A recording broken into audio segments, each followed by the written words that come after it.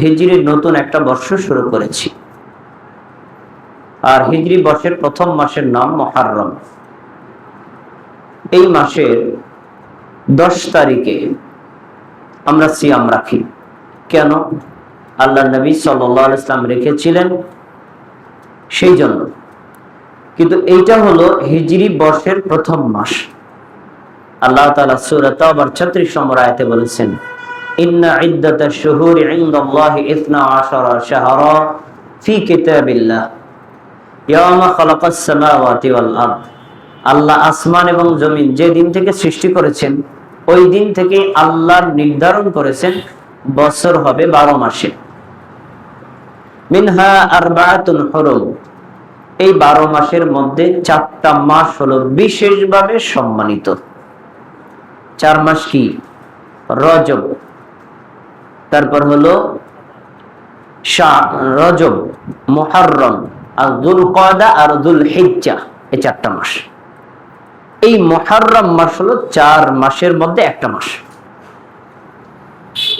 রাসূলুল্লাহ সাল্লাল্লাহু আলাইহি সাল্লাম এই মাসের গুরুত্ব সম্পর্কে তার যে কর্ম এবং কথা পাওয়া যায়, আল্লাহ রাসূল সাল্লাল্লাহু আলাইহি সাল্লামের উপর রমজান মাসের সিয়াম ফরজ করা হওয়ার আগে ফরজ হিসেবে তিনি নিজেও আশুরার সিয়াম রাখতেন, সাহাবীদেরকে রাখতে আদেশ করতেন। রমজানের সিয়াম ফরজ হয়ে যাওয়ার পরে তিনি এটাকে নফল করে দেন। যার মনে চায় রাখবা, যার মনে চায় রাখবা না। রাখলে নেকি পাবা, না রাখলে গুনাহ হবে না, নেকিও হবে না। তাহলে বোঝা গেল যে এক সময় আশুরার সিয়াম রাখা ফরজ ছিল, এবং এই সিয়ামটা বর্তমানে নফল। কিন্তু নফল যত সিয়াম আছে তার ভিতরে সবচেয়ে বেশি গুরুত্বপূর্ণ হাদিস, রাসূল সাল্লাল্লাহু আলাইহি সাল্লাম বলেছেন, আফদলুস সিয়াম বা'দা রমাদান। রমাদানের পরে সবচেয়ে দামি সিয়াম হলো সিয়ামু শাহরুল্লাহিল মুহররম, আল্লাহর মাস মুহররমের সিয়াম। এই হাদিসে রাসূল সাল্লাল্লাহু আলাইহি সাল্লাম মুহররম মাসকে আল্লাহর মাস বলেছেন, যদিও 12 মাসই আল্লাহর, কিন্তু এই মাসটাকে আলাদাভাবে তিনি আল্লাহর মাস বলেছেন। তাহলে বোঝা যায় এই মাসটার গুরুত্ব বেশি। এবং এই হাদিস থেকে আরেকটা শিক্ষা পাওয়া যায়, ফরজের সাথে নফলের কোনো তুলনাই হয় না। ফরজের মান তো অনেক বেশি। নফল এটা একটা ঐচ্ছিক আমল, যার মাধ্যমে বান্দা আল্লাহর অধিক নিকটবর্তী পৌঁছে যায়, অধিক নেকি পাওয়া যায়। নফল যত রোজা আছে তার ভিতরে সবচেয়ে গুরুত্বপূর্ণ ফজিলতপূর্ণ রোজা হলো এই আশুরার 10 তারিখের রোজা। ভাইয়েরা আমার, আমরা 3টা কথা পেলাম। 4টি হারাম মাসের প্রথম মাস মুহররম, এই মাসে আমরা আছি। আর মুহররমের 10 তারিখে রোজা রাখা এটা নফল রোজার মধ্যে সবচেয়ে দামি রোজা। আলহামদুলিল্লাহ, অনেকে রোজা অবস্থায় আছে। এখন আপনাদের কাছে আমার প্রশ্ন, এই রোজাটা রাখবেন, তার নেকি কি, এবং কিভাবে রাখলে নেকি হয়, আর কিভাবে রাখলে আবার নেকি ছুটেও যায়? নেকি সম্পর্কে আমাদের নবী বলেছেন, সহিহ মুসলিমের হাদিস, আবু কাতাদা রাদিয়াল্লাহু আনহু বলেন, ক্বালা রাসূলুল্লাহ সাল্লাল্লাহু আলাইহি ওয়াসাল্লাম, আল্লাহ রাসূল সাল্লাল্লাহু আলাইহি ওয়াসাল্লাম বলেন, সিয়ামু ইয়াউমি আশুরা, আশুরার দিনের সিয়াম সম্পর্কে আমি আল্লাহর কাছে আশা করি, আহতাসিবু আল্লাহ, আল্লাহর কাছে, আল্লাহর নিকটে আশা পোষণ করি, আইয়ুকাফিরাস সানাতাল্লাতী ক্বাবলা, একটা রোজা রাখলে আল্লাহ ওই বান্দার, ওই বান্দির 1 বছরের ছোট ছোট পাপের কাফারা হিসেবে গ্রহণ করবেন। সুবহানাল্লাহ। গত বছরের আশুরা থেকে এই বছরের আশুরা পর্যন্ত আপনি 1 বছর পর্যন্ত আপনার অনিচ্ছায় ছোট ছোট যত পাপ করেছেন, শুধু একটা রোজা রাখলেই আল্লাহ আপনার 1 বছরের ছোট পাপ ক্ষমা করে দিবেন। সুবহানাল্লাহ। রোজা একটা পাপ ক্ষমা হবে 1 বছরের, অনেক বেশি ফজিলত। ভাইয়েরা আমার, আলহামদুলিল্লাহ, এই জন্য আমরা রোজা রাখার চেষ্টা করব। যারা রাখছি আলহামদুলিল্লাহ, আগামী বছরে, এবছর যারা রাখতে পারেন আগামী বছরে অবশ্যই রাখার চেষ্টা করবেন। এখন আমি যে কথাটা বলবো, আশুরার দিনে রোজা রাখলে 1 বছরের পাপ ক্ষমা হয়, খুব খেয়াল করে শুনতে হবে। আবার আশুরার দিনে রোজা রাখলে পাপ ক্ষমা তো দূরের কথা, পাল্টা আরো গুনাহ হয়। আপনি বলবেন কিভাবে? হ্যাঁ, শুনুন, ইসলামী শরীয়তের আমলগুলো বান্দার নিয়তের উপর নির্ভরশীল। আপনি নিয়ত করবেন যেভাবে, আমল কবুল হবে সেভাবে। উদাহরণ, আজকে জুমার দিন, প্রত্যেক সপ্তাহের জুমার দিনে কেউ যদি রোজা রাখে, এই রোজা রাখা বিদআত, রোজা রাখলে গুনাহ হবে। কারণ রাসূল সাল্লাল্লাহু আলাইহি ওয়াসাল্লাম জুমার দিনকে খাস করে রোজা রাখতে নিষেধ করেছেন। আজকে কোন দিন? জুমার দিন। আচ্ছা, কেউ যদি আশুরা উপলক্ষে আজকে রোজা রাখে, তাহলে কি নেকি হবে না? তাহলে দেখেন, একই দিনের রোজা, নিয়ত ভিন্ন, হুকুম ভিন্ন।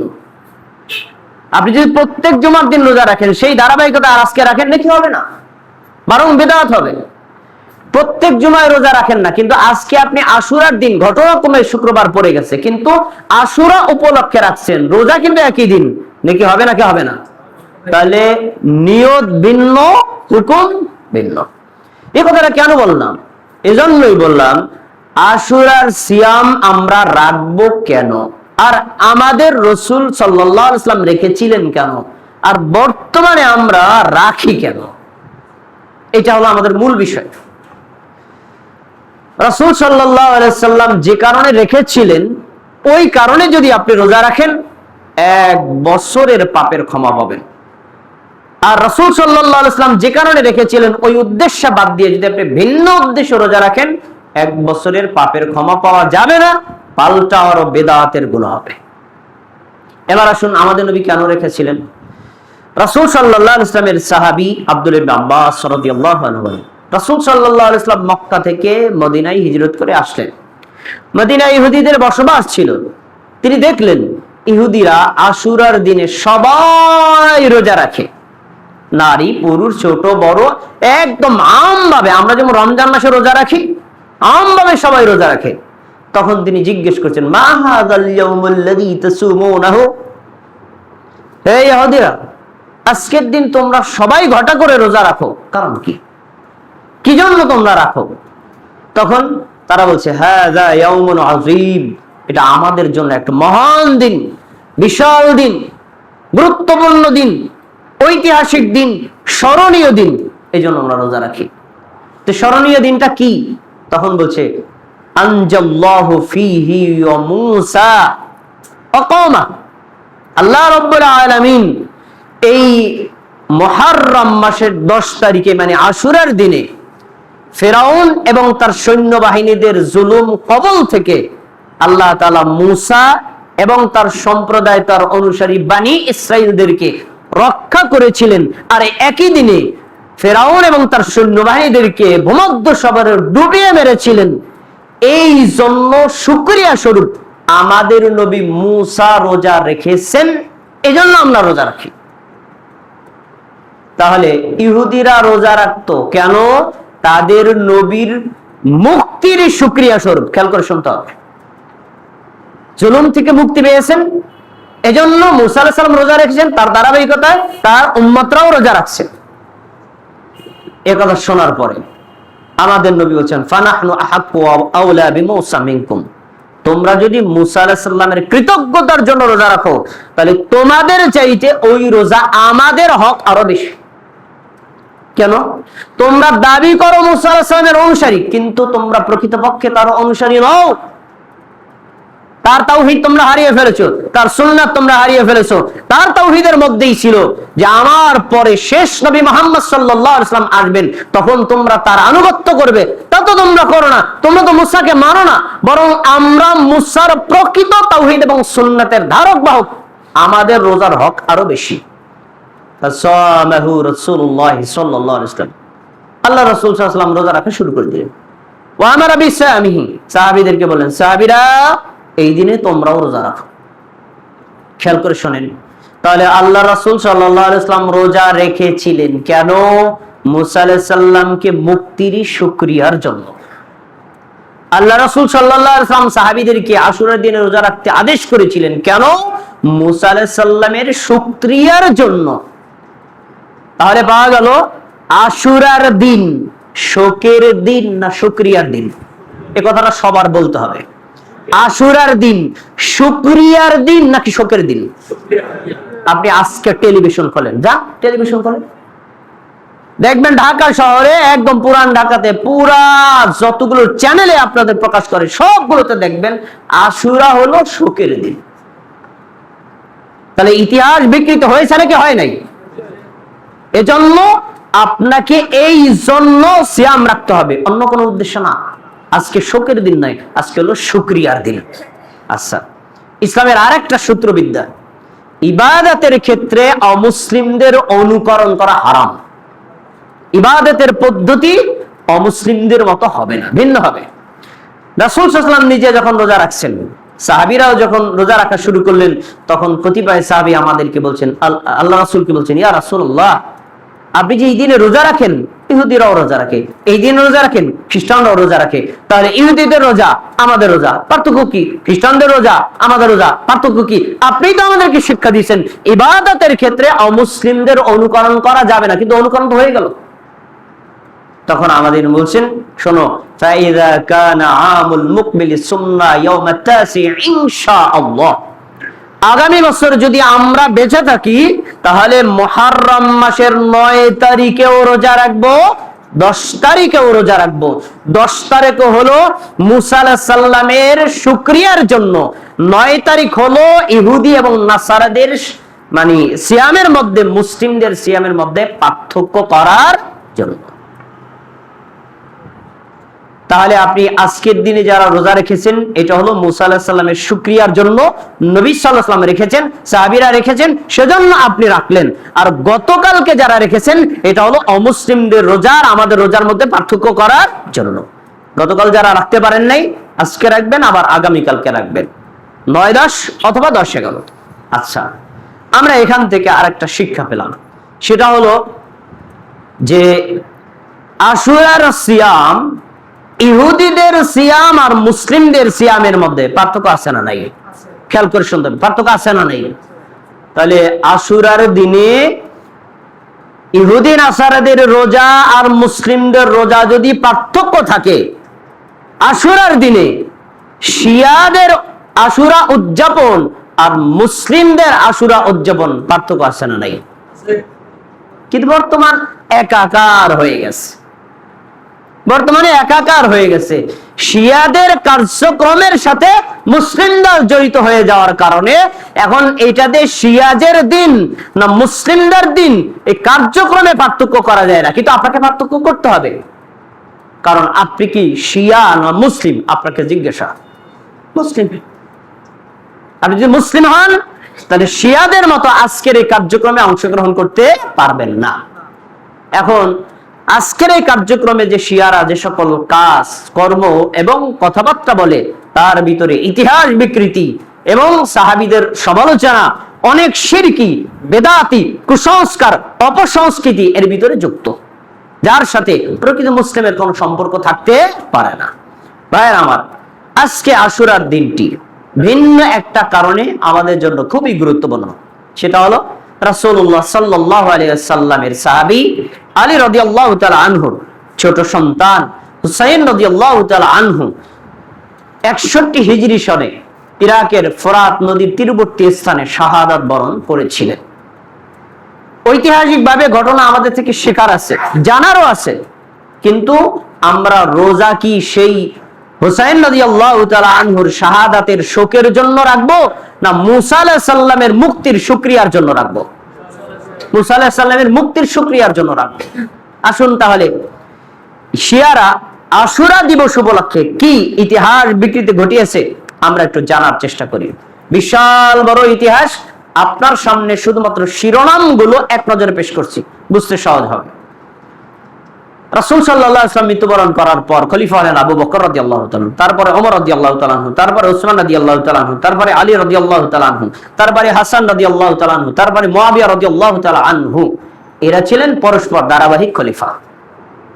মুয়াবিয়া রাদিয়াল্লাহু তাআলা আনহু 20 বছর পর্যন্ত ইসলামী রাজ্যের খেলাফতের দায়িত্ব পালন করার পর মৃত্যুবরণ করেন। তার মৃত্যুর পরে সিরিয়ার যারা দায়িত্বশীল ব্যক্তিবর্গ ছিল পরামর্শ করে তার সন্তান ইয়াজিদকে খেলাফতের আসনে বসায়, মানে খলিফা বানায়।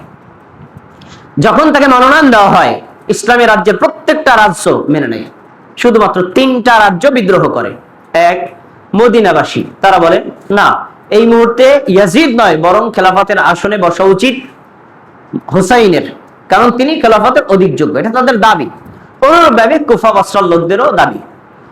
যখন এই প্রসঙ্গ আসে তখন হুসাইন রাদিয়াল্লাহু তাআলা আনহু তার স্ত্রী, তার সন্তান, তার সঙ্গী সাথীদেরকে নিয়ে হজ করছিলেন।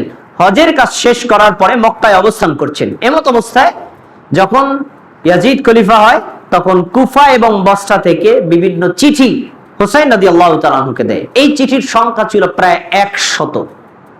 তাদের এই চিঠির মূল সারমর্ম ছিল, কুফা এবং বসরার লোকেরা বলছে, হে হুসাইন, আপনি আমাদের কাছে আসেন, এই মুহূর্তে নবীর সুন্নাতকে পুনরুজ্জীবিত করার জন্য ইয়াজিদ নয়, আপনার খেলাফতের আসনে বসা উচিত, যার মাধ্যমে নবীর দিনকে আরো সুন্দরভাবে পরিচালনার জন্য সুযোগ হবে।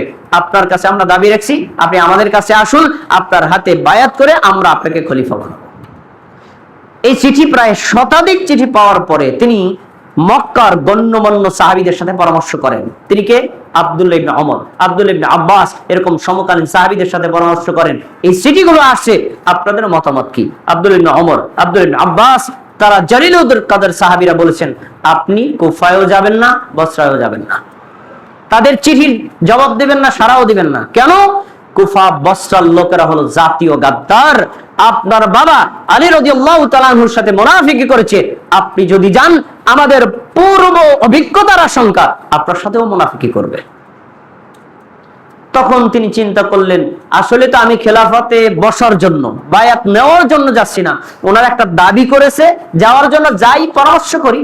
তখন তিনি তার সঙ্গী সাথী নিয়ে 51 বা 50 জন লোক নিয়ে কুফার উদ্দেশ্যে রওনা করেন। খেয়াল করে শুনতে হবে, এই আমি যে ঘটনা বলছি এটা তারিখে তাবারিতে উল্লেখ করা আছে। 50 জন লোক নিয়ে রওনা দিয়েছেন। আর আমরা শিয়াদের মুখ থেকে যে ইতিহাস বিকৃতি শুনেছি, সেটা কি? লাখে লাখে সৈন্য মল্ল কাতারে কাতার, গুনিয়া দেখিল মর্দ হাজারো হাজার। ওই মীর মুশাররফ হোসেনের বিষাদ সুন্দর উপন্যাসের পুথির গল্প।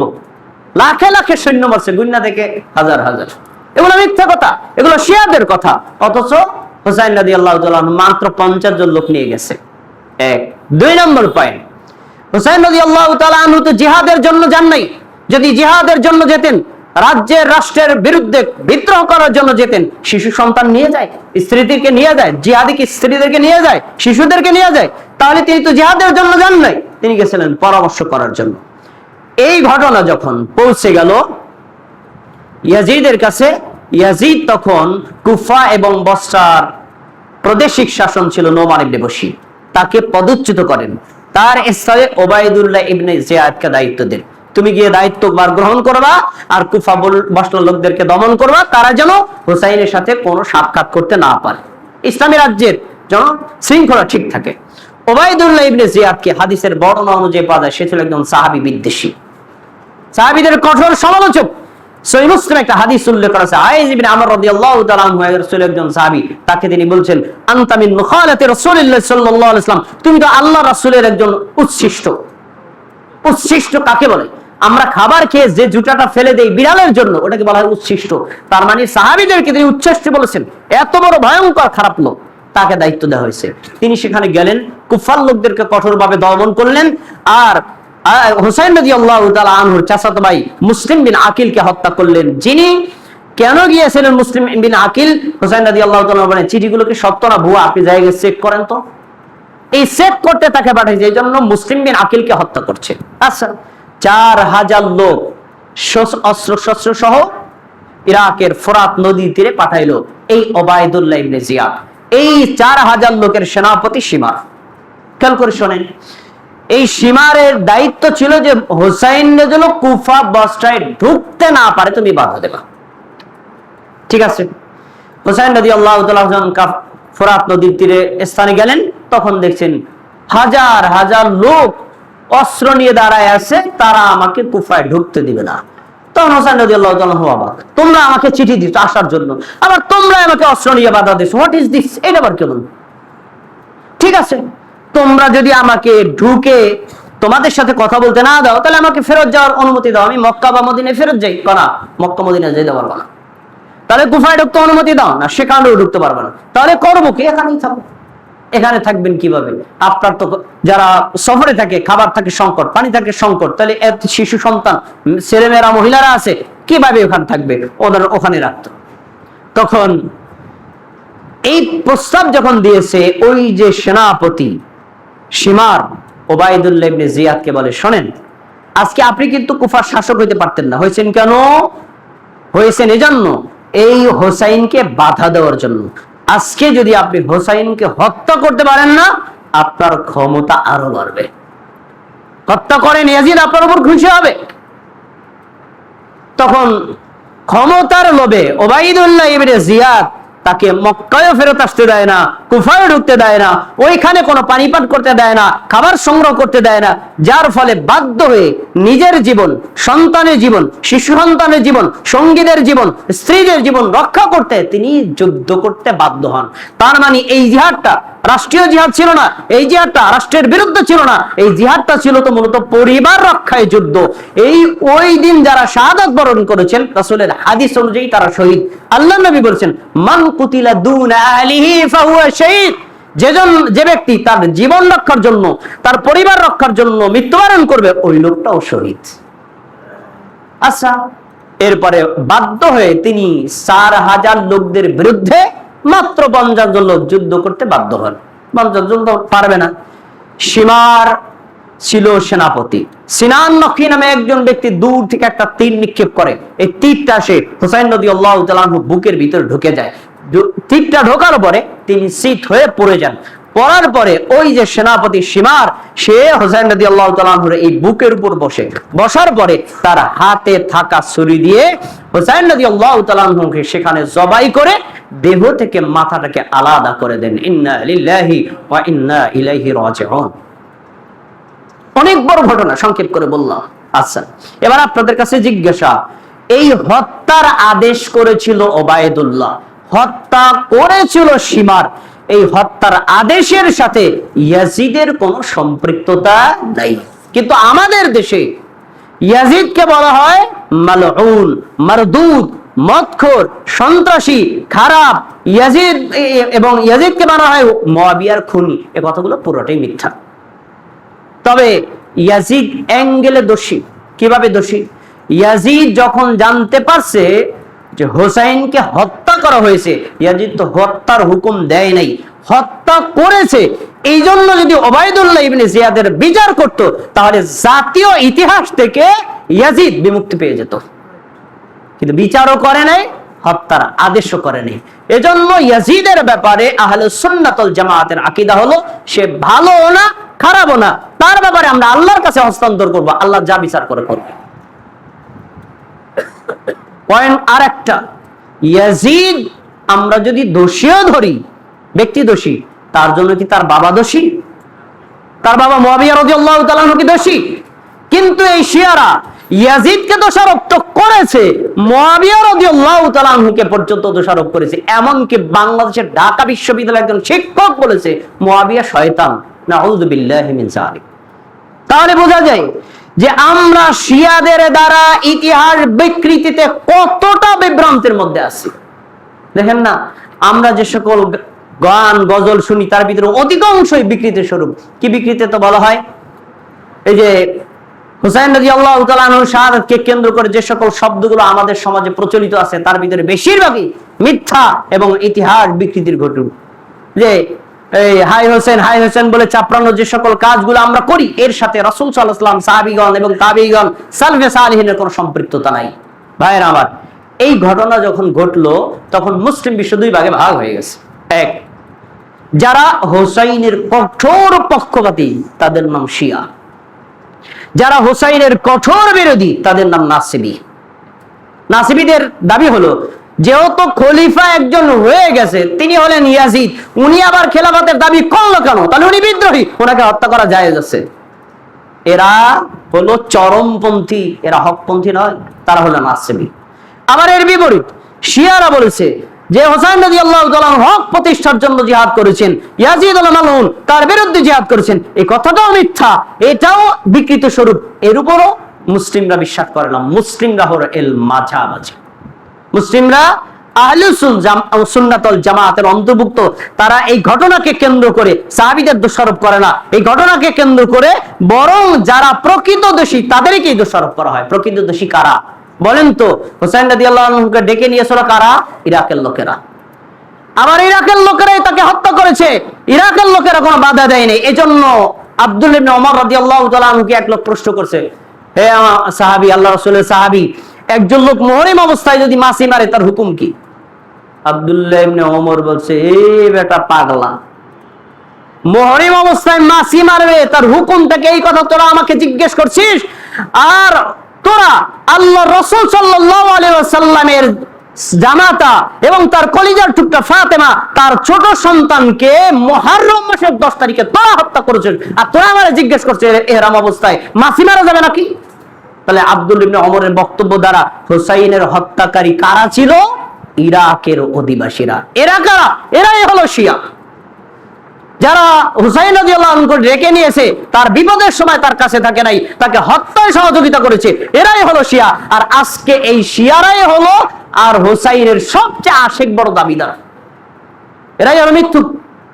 ভাইয়েরা আমার, এই কথাগুলো বলার দ্বারা আমি যেটা আপনাদেরকে বোঝাতে চেয়েছি, আশুরার সিয়াম ইহুদিরাও রাখে, খ্রিস্টানরাও রাখে, মুসলমানরাও রাখে, পার্থক্য আছে না নাই? আশুরা মুসলিম যারা তারাও পালন করবে, শিয়ারাও পালন করবে। শিয়াদের থেকে মুসলিমদের আশুরা পার্থক্য থাকবে না নাই? অবশ্যই থাকবে, কিন্তু বর্তমানে এর পার্থক্য দেখা যায় না। শিয়ারা এই দিন উপলক্ষে কি কাজগুলো করে, এই দিনটাকে তারা বানায় নিয়েছে শোকের দিন। অথচ রাসূল সাল্লাল্লাহু আলাইহি ওয়াসাল্লাম বলেছেন, তোমাদের মধ্যে কেউ যদি মারা যায় সর্বোচ্চ শোক হবে 3 দিন, আর কোন স্ত্রী যদি স্বামী মারা যায় সর্বোচ্চ শোক হবে 4 মাস 10 দিন। এর চাইতে 1 সেকেন্ড বেশি শোক তুমি পালন করতে পারবা না। আরে রাসূল সাল্লাল্লাহু আলাইহি ওয়াসাল্লামের দৌহিত্র হুসাইন রাদিয়াল্লাহু তাআলা মারা গেছেন 61 হিজরি সনে, আর 1448 হিজরি সন, 1300 বছর পরেও কি এখন শোকের দিন আছে? কিন্তু তারা তো এখনো শোকের দিন বানায় নিয়েছে, আজকে নাকি শোকের দিন। রাসূল সাল্লাল্লাহু আলাইহি ওয়াসাল্লাম যে কথা বলেছেন তারা এর বিরোধিতা করছে। আল্লাহ নবী সাল্লাল্লাহু আলাইহি ওয়াসাল্লাম বলেন, রাইসা মিন্না মান দারাবার খুদুদা ওয়া শাক্কাল জুয়ুবা ওয়া দা বিদা ওয়াল জাহিলিয়া। যে ব্যক্তি শোক প্রকাশ করতে গিয়ে গালের উপর আঘাত করে, শরীরের উপর আঘাত করে, জামা ছিঁড়ে ফেলে, যার জাহিলি যুগের ডাকার মতো ডাকে, তাহলে সে ব্যক্তি আমাদের মুসলিমদেরই অন্তর্ভুক্ত না। কিন্তু আজকে দেখেন শিয়ারা এই শোক প্রকাশ করতে গিয়ে হায় হোসেন বলে নিজেদের গায়ের উপর আঘাত করে, করে না কি করে না? রক্তাক্ত করে, নিজের ছুরি দিয়ে নিজের মাথায় আঘাত করে, নিজের শিশু সন্তানকে পর্যন্ত ছুরি দিয়ে আঘাত করে, এতে নাকি না তাদের নেকি হয়। অথচ রাসূল সাল্লাল্লাহু আলাইহি ওয়াসাল্লাম এভাবে শোক পালন করতে নিষেধ করেছেন। তারা এটাকে শোকের দিন বানায় নিয়েছে। তারা আজকের দিন উপলক্ষে কি কাজ করবে? সেই মুহররম মাসের 1 তারিখ থেকে 10 তারিখ পর্যন্ত শোকের কর্মদিবস ঘোষণা করে। এই দিনে এই কাজ। আর 10তম দিনে সকালবেলায় তারা ঢাকা শহরের বিভিন্ন জেলায় দেখবেন, ঢাকা শহর সহ বিভিন্ন জেলায় তারা শোক মিছিল করে, তীর, ঘোড়া, মল্লম, তারপর আরো তলোয়ার, এগুলো নিয়ে যুদ্ধের মহড়া দেয়। কিসের ভাই আপনারা কিসের মহড়া দেন? হুসাইন রাদিয়াল্লাহু তাআলা আনহুর হত্যার প্রতিশোধ নেওয়ার জন্য। হাস্যকর না? পাগলা কাজ না? এমনকি এত বড় ভয়ঙ্কর কাজ করা তারা কাজ করে। হুসাইন রাদিয়াল্লাহু তাআলা আনহুর নামে কেক তৈরি করে, এই কেক কেটে খেলে নাকি নেকি হয়, এই আশা তারা পোষণ করে। হুসাইন রাদিয়াল্লাহু তাআলা আনহুর নামে ভুয়া কবর তৈরি করে, সেই কবরকে তারা বানায় নিছে তাজিয়া, আর এটা নিয়ে তারা মিছিল করে, আর এই কবরকে উদ্দেশ্য করে দান সদকা করে, মাথা নত করে, কবরের কাছে গিয়ে নিজেরা কুর্নিশ প্রকাশ করে। একদম হিন্দুদের মতো কর্ম। এই সকল কর্মের সাথে মুসলিমদের কোনো সম্পর্ক থাকতে পারে না। আমরা তো শিয়া নই, আমরা মুসলিম। মুসলিমরা কখনো এই ধরনের অপকর্মের সাথে, অপসংস্কৃতির সাথে, বিদআতের সাথে জড়িত থাকতে পারে না। বরং আমরা এখান থেকে যে শিক্ষাটা নেব সে হলো হুসাইন রাদিয়াল্লাহু তাআলা আনহুকে যারা শাহাদাত বরণ করিয়েছিলেন তারা অপরাধী। হুসাইন রাদিয়াল্লাহু তাআলা আনহু সহ যারা শাহাদাত বরণ করেছিলেন তারা প্রত্যেকেই শহীদ। আমরা দোয়া করছি আল্লাহ তুমি তাদেরকে সবাইকে জান্নাতুল ফেরদাউস দান করো, বলো আমিন। আর এই ঘটনা থেকে যে শিক্ষা সেটা হলো আমরা মুসলিমরা কখনো পারস্পর একজন আরেকজনকে খুন করব না, হত্যা করব না, কারণ আমরা সবাই মুসলিম। মুসলিম এক মুসলিমের উপর দয়াশীল হবে, আর মুসলিম অমুসলিমদের উপর হবে কঠোর। তারা যে কাজটা করেছিল এটা ছিল জুলুম, আর এই জুলুমের বিচার আল্লাহ অটোমেটিক করেই দিয়েছেন। কিভাবে? যেই ওবাইদুল্লাহ ইবনে জিয়াদ হুসাইন রাদিয়াল্লাহু তাআলা আনহু তার পরিবারকে সহ হত্যা করেছিল, সেই ওবায়দুল্লাহ ইবনে জিয়াদ বেশি দিন ক্ষমতায় টিকতে পারে নাই। কিছুদিন পরে মুখতার সাকাফি নামে একটা গোষ্ঠী তাদেরকে এমন ভাবে হত্যা করেছে, আল্লাহ তার জুলুমের বদলা নিয়ে নিছেন। এজন্য ক্ষমতা অস্থায়ী, কিন্তু ক্ষমতার শিক্ষাটা হবে স্থায়ী। আমরা যারা ক্ষমতায় থাকবো কখনো অন্যের উপর জুলুম করব না। জুলুমের ক্ষতি দুনিয়াতেও হয়, আখিরাতেও হয়। আল্লাহ রাব্বুল আলামিন এই ধরনের জুলুম থেকে আমাদের সবাইকে হেফাজতে থাকার তৌফিক দান করুন। আমরা আজকে যারা রোজা রেখেছি, আল্লাহ তাআলা আমাদের সকলের রোজাকে কবুল করে নিন এবং আগামীকালকে যেন আমরা রাখতে পারি সেই